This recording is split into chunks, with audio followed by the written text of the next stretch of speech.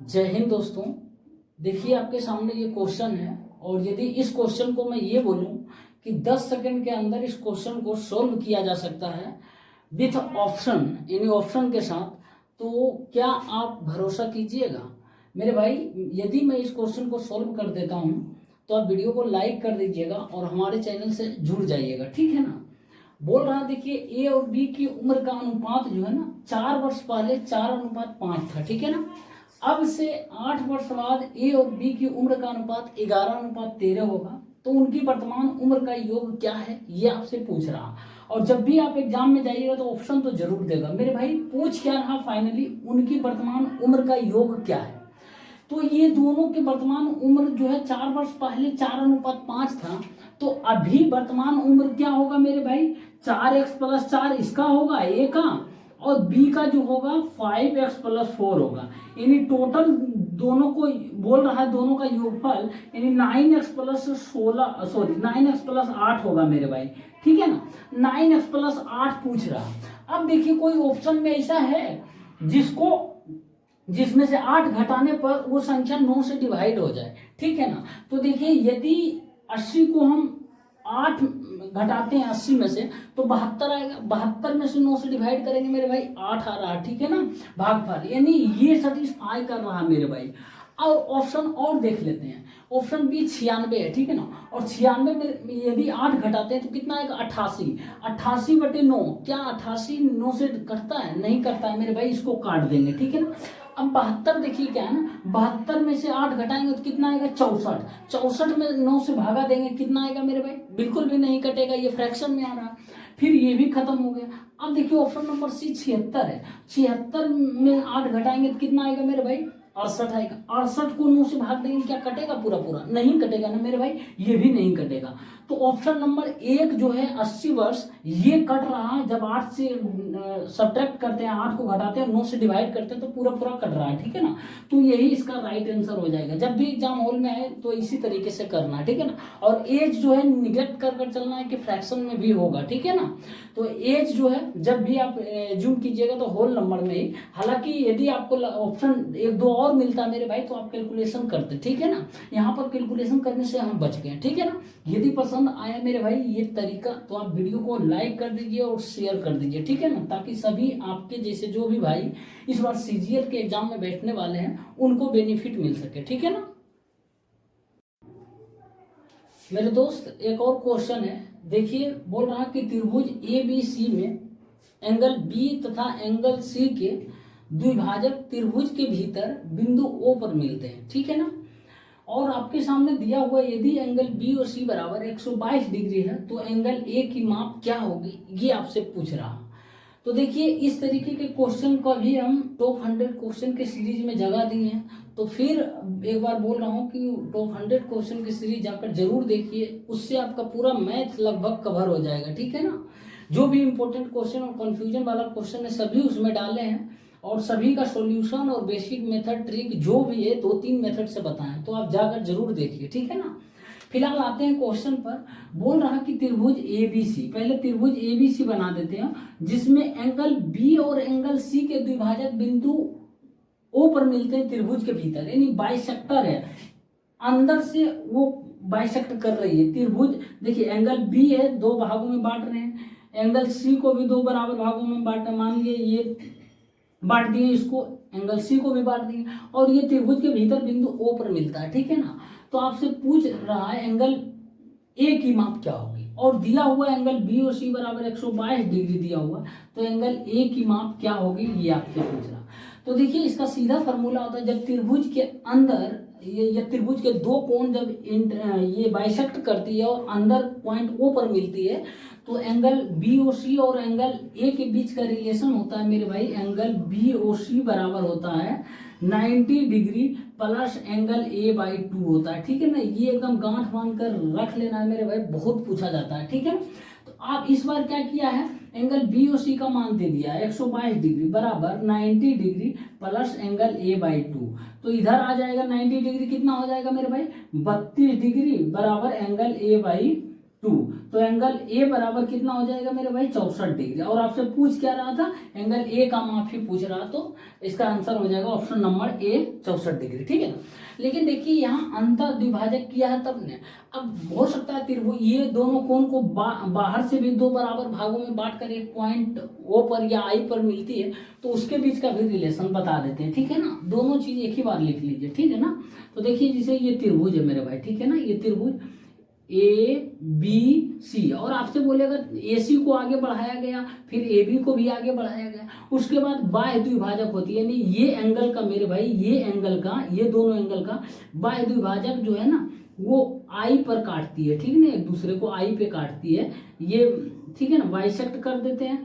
अब देखिए तो आपसे पूछेगा आई, एंगल आई और एंगल ए के बीच का रिलेशन सिर्फ इतना करना है, एंगल बी आई सी बराबर होता है मेरे भाई 90 डिग्री माइनस, यहाँ प्लस है ना तो यहाँ पे माइनस हो जाएगा एंगल ए बाई 2, ठीक है ना। ये भी आप लिख लीजिए, जो भी इससे रिलेटेड क्वेश्चन आएगा या कोई भी क्वेश्चन से रिलेटेड और एडिशनल इन्फॉर्मेशन आएगा तो मैं आपको बता दूंगा, ठीक है ना मेरे भाई। तो दोनों आप लिख लीजिएगा, ठीक है ना। जब ये बाह्य द्विभाजक होगा, इस भुजा को बढ़ाने पर ए बी और ए सी को और आई पे काटती है, तो ये एंगल निकालने का फॉर्मूला बता दिए, ठीक है ना। पसंद आया मेरे भाई तो वीडियो को लाइक कर दो, ठीक। मेरे दोस्त एक और सवाल है, देखिए मेंसुरेशन का है, बहुत ही अच्छा सवाल है। बोल रहा कि आधार त्रिज्या 12 सेंटीमीटर, यानी त्रिज्या 12 सेंटीमीटर तथा ऊंचाई 15 सेंटीमीटर वाले एक ठोस बेलन को पिघलाकर एन खिलौने बनाए जाते हैं, ठीक है ना। और जिनमें से प्रत्येक 3 सेंटीमीटर त्रिज्या वाले अर्धगोले के शीर्ष पर स्थित एक लंबवृत्तीय शंकु के आकार में है, ठीक है ना, जिसकी ऊंचाई 9 सेंटीमीटर है। तो एन का मान आपसे पूछ रहा है और ऑप्शन आपके सामने है, ठीक है ना। चाहे तो आप इस क्वेश्चन को कर सकते हैं। देखिए कि खिलौना बनाया गया है एक बेलन को पिघलाकर, और उस खिलौने का आकार जो है मेरे भाई क्या है ना कि वो पहले का अर्धगोला है, और उस पर जो है मेरे भाई ये अर्धगोला है, उस पर एक शंकु आकार का है इस तरीके का, ठीक है ना। तो ये एक खिलौना बन गया, ये टोटल खिलौना बन गया। ऐसा ऐसा एन खिलौना बनाना उसको, तो कितना खिलौना बनाएगा, इतना एक जो है बेलन को पिघलाने के बाद कितना खिलौना बनेगा वो बताना।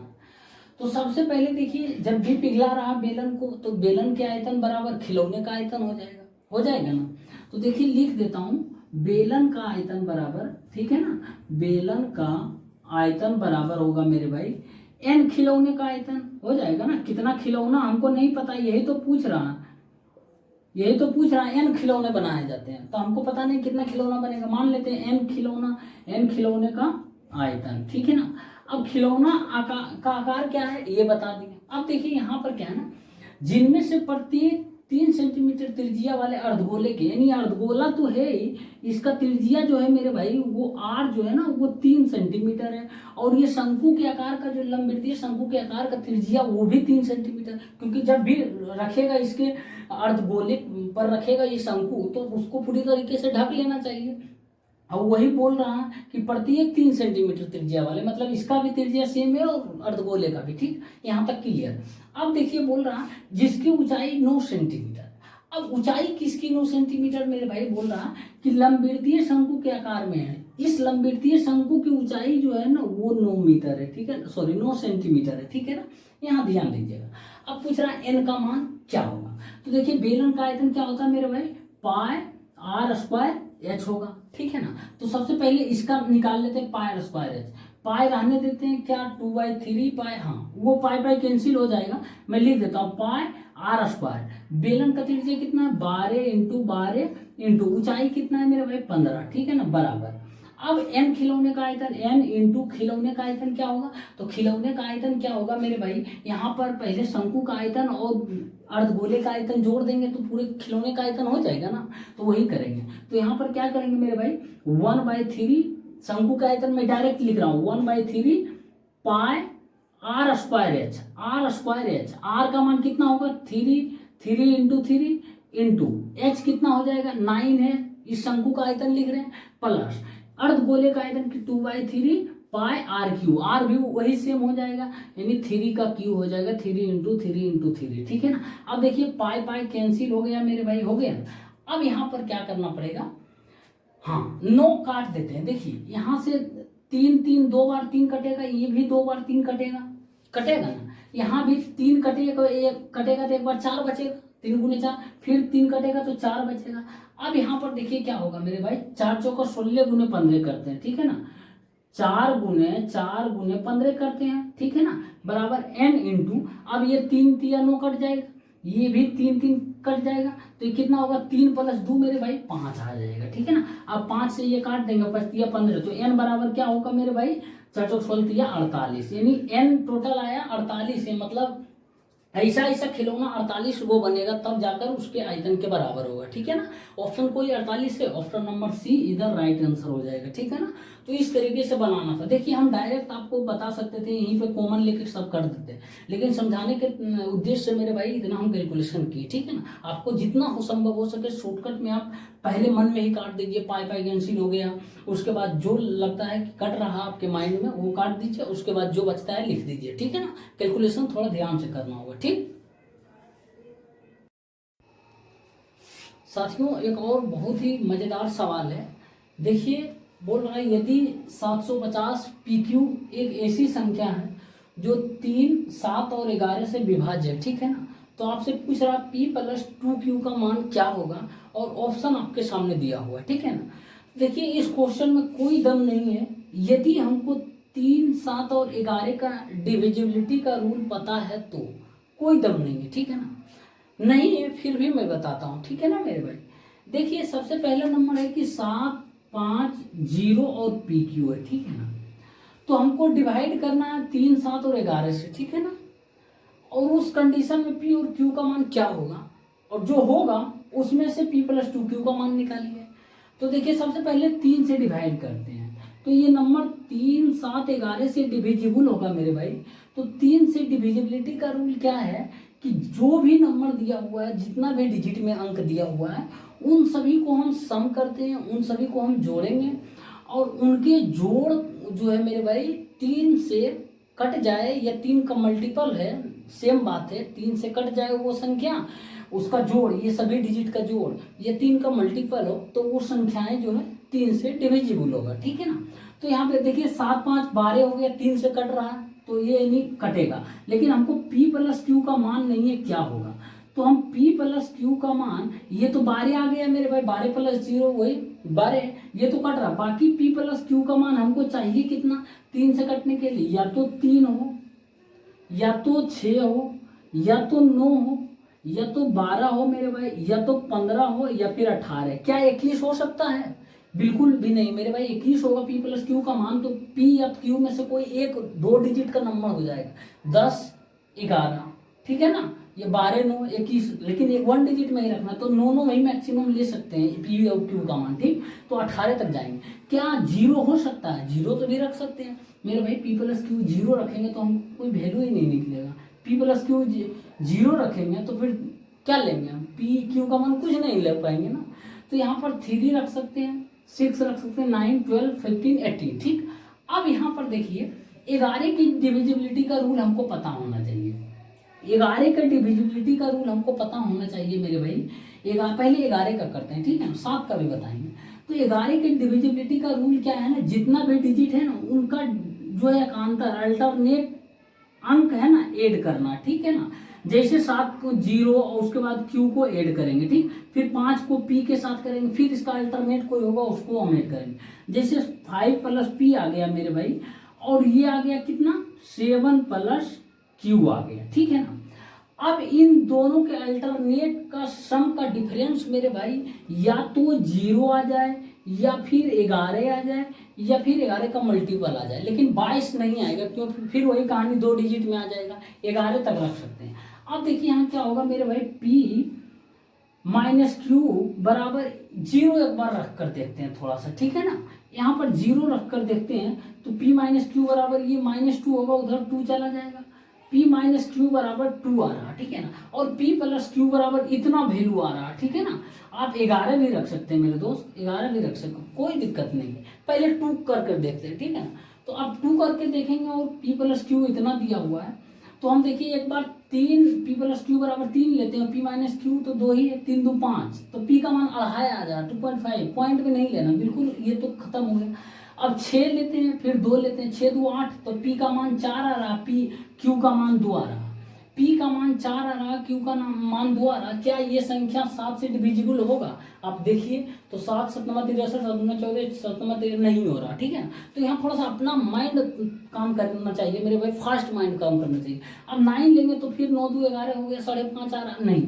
अब पी प्लस क्यू यदि मेरे भाई 12 लेके देखते हैं तो देखिए पी का मान कितना है, पी का मान आएगा 7, क्यू का मान कितना आएगा 5 आ जाएगा, ठीक है ना। तो देखिए पी का मान 7 और 5 रखते हैं यहाँ पर, तो क्या ये संख्याएं इन सभी से डिविजिबल होगा? 3 से भी हो जाए, 7 5 12 7 5 12 3 से, 7 से बताएंगे लास्ट में, ठीक है ना। 11 से डिविजिबल हो रहा, बिल्कुल हो रहा। अब 7 से भी देख लीजिए कट रहा है, ये भी कटेगा। देखिए 7 से 7 63 कितना हो गया मेरे भाई, 7 7 एकम 7 7 7 49 1 7 दूना 14 3 7 5 35 कट रहा है। ऐसे भी 7 से डिविजिबिलिटी का रूल आपको पता होना चाहिए। 7 5 0 7 5 है ना, तो लास्ट के 3 डिजिट जो है ना मेरे भाई, इसमें से घटा देना। 75 में से 0 75 घटा देना, तो समझे ना। तो जो नंबर आएगा मेरे भाई वो जो है ना 7 से डिविजिबल होगा। 7 से डिविजिबल है ना, 0 7 से तो डिविजिबल हो सकता है ना।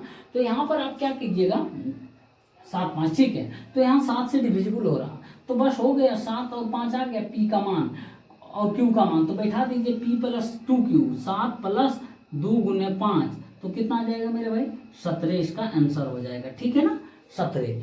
तो यहाँ पर थोड़ा सा अपना कॉमन सेंस काम करना चाहिए कि थोड़ा सा फास्ट करें, ठीक है ना, सोचने की क्षमता इसमें डेवलप करना, तब जाकर क्वेश्चन बनेगा। ऐसे भी बनेगा मेरे भाई, ठीक है ना। जब डिविजिबिलिटी का रूल बताएंगे तो डिटेल में हम बताएंगे, ठीक है ना। साथियों एक और क्वेश्चन है, देखिए दिया हुआ है यदि x प्लस 1/x का होल स्क्वायर बराबर 3 हो, तो आपसे पूछ रहा है x पे पावर 206 प्लस x पे पावर 200 प्लस x पे पावर 90 प्लस x पे पावर 84 प्लस x पे पावर 18 प्लस x पे पावर 12 प्लस x पे पावर 6 प्लस 1 का मान क्या होगा। और ऑप्शन आपके सामने 0 1 84 206 दिया हुआ है। इस तरीके का क्वेश्चन मेरे दोस्त ऑलरेडी करा चुका हूं, और जो हमसे शुरू से लेकर अभी तक भाई जुड़े हैं उनसे रिक्वेस्ट है आप इस क्वेश्चन को खुद से करिए और आंसर क्या होगा कमेंट बॉक्स में बताइए, ठीक है ना। तो देखिए अलजेब्रा में ये स्पेशल कॉन्सेप्ट है मेरे भाई, एक x प्लस 1/x का होल स्क्वायर बराबर 3 है ना। तो यदि हम x प्लस 1/x बराबर लिखते हैं √3, तो देखिए क्या होगा, जब भी आपके सामने x प्लस 1/x बराबर √3 दिख जाए तो सीधे आपको सोचना बाद में पहले x पे पावर 6 प्लस 1 बराबर 0 लिख देना, ठीक है ना। या तो आप ऐसे भी लिख सकते हैं इसको x पे पावर 6 बराबर -1, कोई दोनों में से एक लिख सकते हैं, सेम चीज है, ठीक है ना। तो जब भी x प्लस 1/x बराबर √3 दिखे तो x पे पावर 6 प्लस 1 बराबर 0 कर देना। अब ये कैसे आता है मेरे भाई, कोई बड़ी चीज नहीं है, इसको क्यू कर देते हैं। देखिए a cube plus b cube हो जाएगा, ये दोनों तरफ क्यूब करते हैं तो a cube plus b cube plus 3ab into a plus b होगा। इधर भी करेंगे 3√3 हो जाएगा, ये 0 हो जाएगा, तो x पे पावर 6 प्लस 1 बराबर ये 0 हो जाएगा, उधर आ गया ना, बस कुछ नहीं था, इस तरीके से आता। अब देखिए यहाँ पर क्या है ना मेरे भाई, x पे पावर 6 प्लस 1 बराबर 0 आ रहा। यदि हम इस पर अब चलते हैं, इसका मान पूछ रहा हम, x पे पावर 200 कॉमन ले लेते हैं इस दोनों टर्म में, तो क्या आएगा मेरे भाई, x पे पावर 200 कॉमन ले लेंगे तो x पे पावर 6 प्लस 1 आ जाएगा। अब इसका मान कितना होता है मेरे भाई, ये दिया हुआ है 0 है, तो 0 इंटू समथिंग 0। उसी तरीके से देखिए पावर, अब देखिए हर यहाँ भी x पे पावर 84 कॉमन लेंगे तो x पे पावर 6 प्लस 1 बचेगा, यहाँ भी 0 आ जाएगा, ये दोनों टर्म, ये भी 12 6 18 ये भी 0 आ जाएगा, x पे पावर 6 प्लस 1 ये तो ऑलरेडी 0 होता ही है, तो इसको कोई जरूरत कॉमन लेने की नहीं। तो जब भी ऐसा क्वेश्चन आए सीधे देखना है डिफरेंस पावर क्या है, डिफरेंस 6 का यहाँ इस दोनों मिलाए 0 हो जाएगा।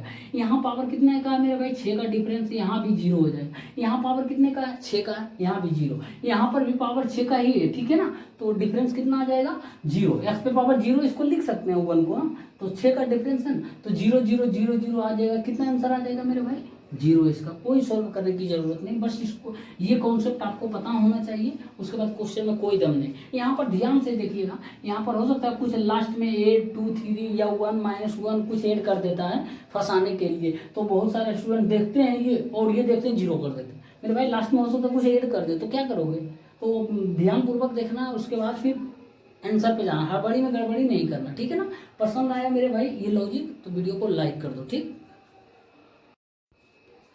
साथियों एक और क्वेश्चन है, देखिए दिया हुआ है यदि a प्लस 1/a बराबर 1 हो तो आपसे पूछ रहा है a क्यू के मान क्या होंगे। ऑप्शन है -2, 2, -1 और 4। मैं चाहता हूँ इस क्वेश्चन को जितने भी भाई हमारे वीडियो देख रहे हैं इस वक्त वो सभी के सभी करें, बहुत ही अच्छा क्वेश्चन है। तो देखिए यहाँ पर x प्लस 1/x बराबर सॉरी a प्लस 1/a बराबर 1 दिया हुआ है मेरे भाई। अब यहाँ पर क्या करेंगे हम, यदि हम इसको क्रॉस मल्टीप्लिकेशन करते हैं एलसीएम लेके तो a² प्लस 1 बराबर ये उधर चला जाएगा, a हो जाएगा, हो जाएगा। अब देखिए a² माइनस a प्लस 1 बराबर कितना आएगा, 0 आ रहा है। अब हम क्या करेंगे मेरे भाई, यहाँ पर हम क्या करेंगे, दोनों तरफ यदि हम a प्लस 1 हम कर देते हैं मेरे भाई, देखो इतना है ना, a प्लस 1 कर देते हैं, a प्लस 1 से मल्टीप्लाई कर देते हैं तो क्या होगा, a² माइनस a प्लस 1, ये तो मल्टीप्लाई किया, उधर भी a प्लस 1 इंटू 0 हो जाएगा जो कि 0 हो जाएगा। अब यहाँ पे ये क्या हो जाएगा मेरे भाई, टोटल 0 ये हो जाएगा ना। अब देखिए यहाँ पर क्या है ना, ये कोई फार्मूला दिख रहा है मेरे भाई, a plus 1 into a² minus a plus 1, तो बोलिएगा हाँ दिख रहा है। क्या फार्मूला दिख रहा है मेरे भाई, तो बोलिएगा a³ प्लस 1 का क्यू का formula, sorry a plus 1 a³ plus 1 के क्यू का फार्मूला दिख रहा है ना, a³ प्लस 1 का क्यू। तो देखिए ये क्या होता है, a plus 1 into a² minus ab plus b², इतना ही तो होता है ना मेरे भाई, यही चीज तो हम लिखे हैं, यानी इतना बराबर ये है ना, ये इतना बराबर इतना लिख सकते हैं ना। तो a³ प्लस 1 बराबर 0 हो जाएगा, ये 0 है ना आगे, तो इतना ये लिख दिया। तो a³ बराबर कितना हो जाएगा मेरे भाई, ये 1 के क्यूब 1 उधर चला जाएगा -1। तो आपसे पूछ क्या रहा था, a³ का मान पूछ रहा था, a³ का मान कितना आ गया मेरे भाई, -1। Option number C is the right answer, ठीक है ना। तो यहाँ पर कुछ नहीं किए, एडिशनल a प्लस 1 हम मल्टीप्लाई किए दोनों साइड, तो यहाँ 0 हो गया राइट साइड, और लेफ्ट साइड हम फार्मूला पर लाने का कोशिश किए, ठीक है ना। तो फार्मूला पर आ गया, a³ प्लस b³ का फार्मूला होता है a plus b into a² plus b² minus ab होता है, ठीक है ना। तो इस तरीके से इस क्वेश्चन को करना था, ठीक है ना मेरे भाई। पसंद आ रहा है तो वीडियो को शेयर करते जाइए, ठीक है ना साथियों। क्वेश्चन नंबर 7 देखिए, ट्रिगोनोमेट्री का है, बहुत ही पूछे जाने वाला सवाल है, दिखने में हल्का लग रहा है लेकिन बहुत ही खतरनाक सवाल है मेरे भाई। थोड़ा सा भी असावधानी ये आपका 2.5 नंबर लेकर डूब जाएगा। देखिए क्या है यहाँ पर खतरनाक चीज वो मैं बताऊंगा। दिया हुआ है sin² 1 degree plus sin² 3 degree plus sin² 5 degree plus dot dot dot sin² last में 85 degree plus sin² 87 plus sin² 89 degree का मान पूछ रहा है। ऑप्शन आपके सामने है। तो देखिए सबसे पहले मेरे भाई एक फार्मूला आपको पता होना चाहिए, sin² theta plus cos² theta बराबर क्या होता है, तो बोलिएगा 1 होता है, ये सभी को पता है, ठीक है ना। cos² थीटा बराबर 1। अब हम यहाँ पर क्या करेंगे मेरे भाई, sin² या तो 1 इधर के लेफ्ट साइड, सबसे लेफ्ट साइड का टर्म सबसे राइट साइड के लेफ्ट टर्म से कंपेयर कीजिए। तो देखिए sin² 1 है, इधर sin² 90 डिग्री है, सॉरी 89 डिग्री, ठीक है। तो इसको हम sin² 89 को cos² 1 डिग्री लिख सकते हैं, कोई दिक्कत नहीं होगा ना। या तो फिर इस sin² 1 डिग्री को इसको cos² 89 डिग्री लिख सकते हैं, कोई एक को बदलिए, ठीक है ना। तो अब देखिए यहाँ पर मेरे भाई sin² 1 degree plus cos² 1 degree क्या हो जाएगा, 1 हो जाएगा, प्लस है ना 1 हो जाएगा।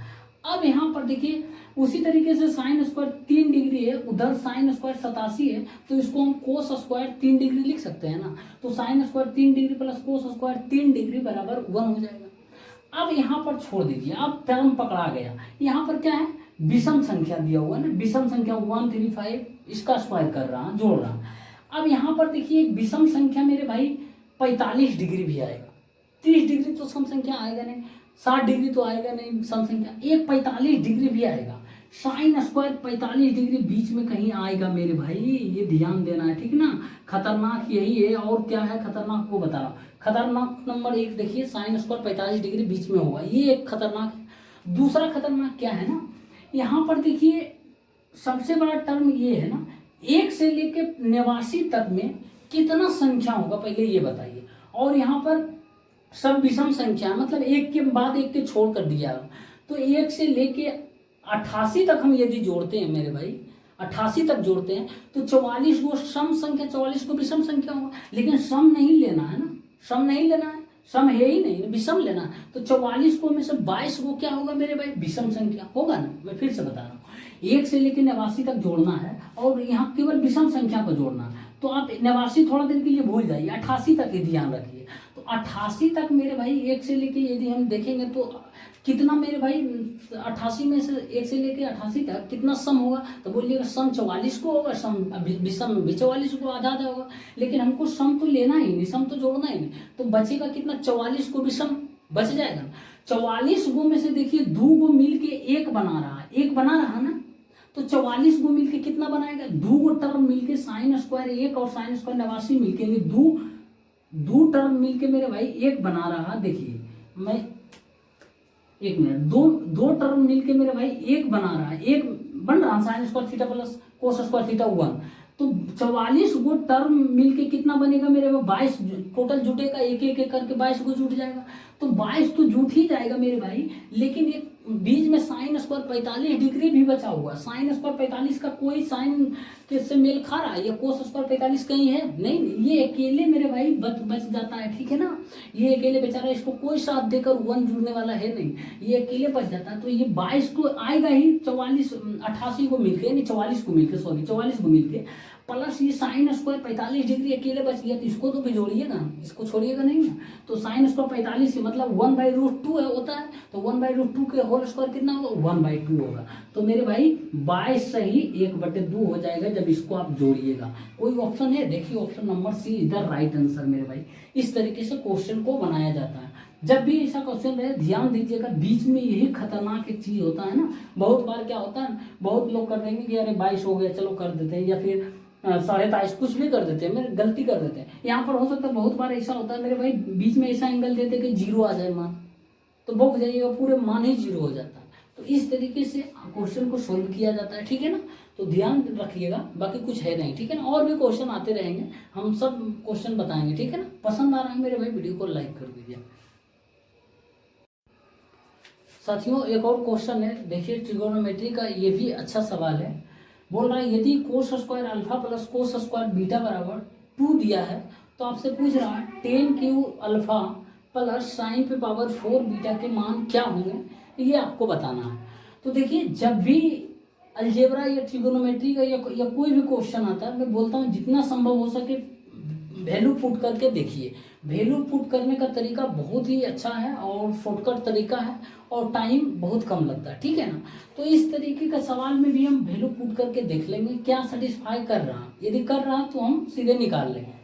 देखिए यहाँ पर यदि cos square alpha plus cos square beta बराबर 2 डिग्री दिया हुआ, यदि हम अल्फा का मान मेरे भाई 0 डिग्री रख लेते हैं और बीटा का मान भी 0 डिग्री रख लेते हैं, तो क्या हो जाएगा, कोस स्क्वायर 0 डिग्री का मान 1 होगा, फिर कोस स्क्वायर 0 डिग्री का मान 1 प्लस 1 2 आ रहा है, सेटिस्फाई कर रहा। तो यहाँ पे अल्फा का मान भी 0 रखेंगे, तो 10 अल्फा हो जाएगा, यानी 10 0 डिग्री का मान हो जाएगा, प्लस साइन कितना हो जाएगा मेरे भाई 0 डिग्री, ठीक है ना। तो क्या हो जाएगा टोटल 10 0 डिग्री का मान 0 प्लस साइन 0 डिग्री का मान 0 हो जाएगा। तो आंसर इसका हो जाएगा टोटल 0 ही हो जाएगा, ठीक है ना। तो ऑप्शन नंबर बी इधर राइट आंसर इसका होगा, ठीक है ना। जब भी ऐसा सवाल आए या जो जितना संभव हो सके आपको लगे कि हम वैल्यू पुट कर देख लेंगे, तो पुट करके देख लीजिए, ठीक है ना। सेटिस्फाई कर रहा है तो बना दीजिए क्वेश्चन को, ठीक।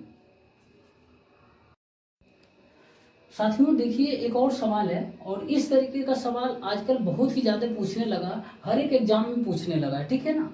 तो देखिए दिया हुआ है √4 के अंदर जो है 3 दिया हुआ, फिर √6 के अंदर 4 दिया हुआ, फिर √15 के अंदर 6 दिया हुआ, फिर √245 के अंदर 12 दिया है। तो इसमें से पूछ रहा सबसे बड़ा क्या होगा, कौन सा वैल्यू होगा, वो आपको बताना है। तो यानी रूट के अंदर जो 3 4 6 और 12 दिया हुआ है ना मेरे भाई, ये उस पर पावर है, ठीक है ना, उस पर पावर है 1 उतना है, ठीक है ना। जैसे √3 लिखते हैं तो क्या करते हैं, यहाँ 2 छिपा हुआ रहता है, 2 लिखा नहीं जाता, तो क्या करते हैं 3 पे पावर 1/2 करते हैं, ठीक है ना। 1 उतना हो जाता है रूट के अंदर जो भी संख्या है। तो देखिए यहाँ पर सबको उस तरीके से सबसे पहले क्या करेंगे, लिख देंगे। जो जैसे 4 पे पावर क्या हो जाएगा, ये 1/3 हो जाएगा, ठीक है ना। ये कितना हो जाएगा, 6 पे पावर 1/4 हो जाएगा, ठीक है ना।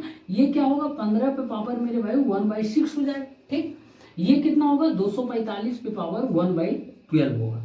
अब देखिए हम क्या करेंगे मेरे भाई, बहुत ही अच्छा तरीका बता रहे हैं। बहुत मास्टर क्या करते हैं टीचर लोग कि इसका कोई ट्रिक बताते हैं। मैं कोई ट्रिक नहीं बताऊंगा, जितना संभव हो सके एकदम आपको डायरेक्ट सेट कर दूंगा आपके माइंड में, ताकि आप कभी नहीं भूलिएगा। ट्रिक भूल जाइएगा लेकिन जो तरीका बताऊंगा नहीं भूलिएगा। देखिए 4 पे पावर 1/3, 6 पे पावर 1/4, 15 पे पावर 1/6 है, 245 पे पावर 1/12 है।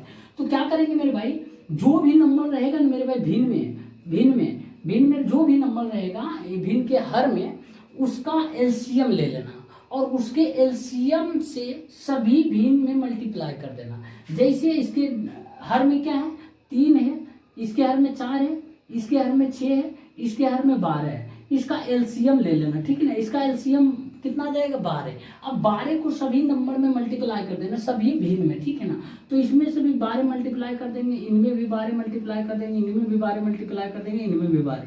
अब देखिए क्या आ गया, 3 गुण 12 करेंगे तो कितना, 4 बार में कटेगा, तो 4 पे पावर मेरे भाई 4 हो जाएगा, ठीक है ना। अब इसको काटेंगे तो 3 बार में कटेगा ना, तो 6 पे पावर कितना हो जाएगा मेरे भाई, 3 हो जाएगा। फिर इसको काटेंगे 15 पे पावर 2 हो जाएगा ना। फिर ये हो जाएगा 245। अब देखिए इसको आप तोड़ सकते हैं आसानी तरीके से। देखिए 4 पे पावर कितना हो जाएगा मेरे भाई, 4, 256। 6 पे पावर 3, 216। 15 पे पावर 2, 225, 245। तो ऐसे ये लिखा हुआ। अब देखिए सबसे बड़ा कौन दिख रहा, तो दिख रहा आसानी तरीके से कि 256 जो है मेरे भाई वो सबसे बड़ा संख्या।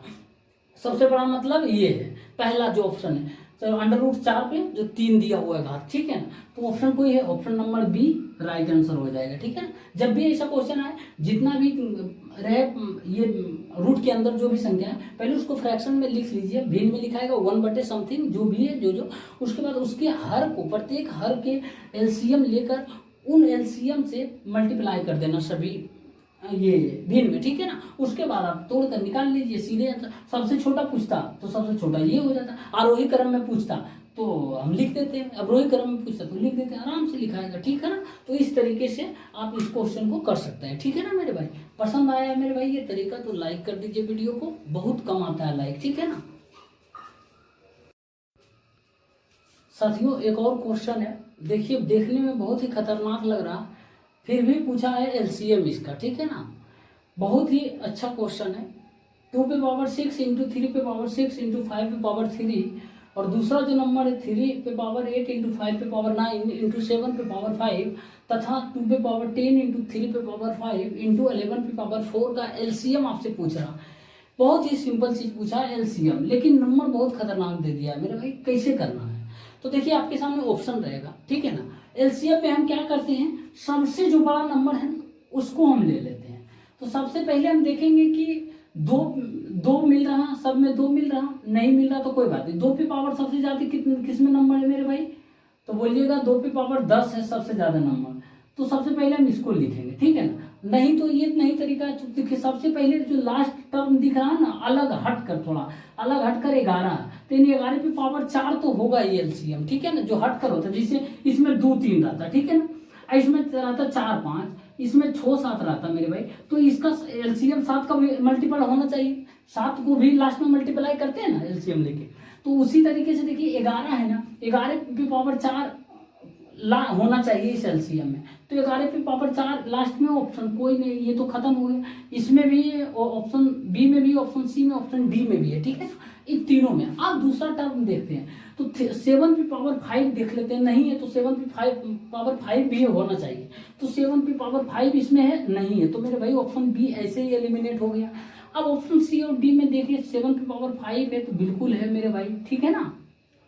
अब हम क्या करेंगे, 5 देख रहे हैं, 5 पे पावर मैक्सिमम कौन सा है, तो 5 पे पावर 9, तो मैक्सिमम 5 पे पावर 9 किसी में दिख रहा है, इसमें तो 5 है ही नहीं मेरे भाई, ये तो कैसे ही कैंसिल हो जाएगा, एलिमिनेट। तो देखिए ऑप्शन नंबर सी ही दिख रहा है, 5 पे पावर 9। बाकी आप मिला लीजिए, 2 पे पावर 10 है सबसे ज्यादा ये है, 3 पे पावर 8 सबसे ज्यादा ये है, तो वही हो जाएगा option number C right answer, ठीक है ना। इसको सोल्व करने की कोई जरूरत नहीं, बस देखना है टर्म अलग हटकर कौन है, 5 7 11 है, जरूर होना चाहिए 5 7 11।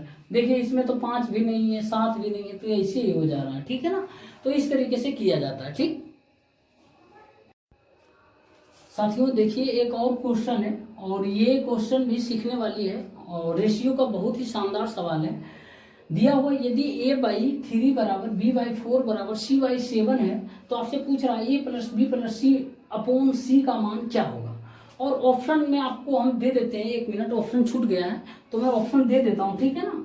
ऑप्शन में दे देता हूँ मेरे भाई, 1/2 ऑप्शन है, दूसरा ऑप्शन 1/7 है, तीसरा ऑप्शन 2 है, और चौथा ऑप्शन जो है मेरे भाई वो है आपका 7 है, ठीक है ना।